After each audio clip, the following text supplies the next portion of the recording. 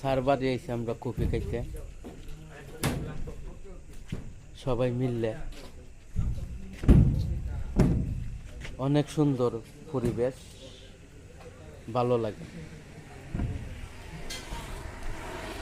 আপনারা সকলেই সবাই আসবেন, একদিন দেখবেন। চমৎকার জায়গা, অসাধারণ।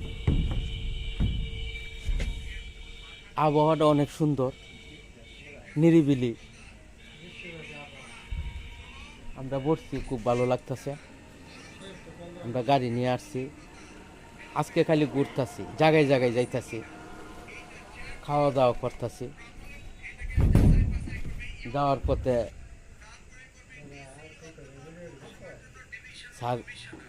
কফি খাওয়া যাইতেছে।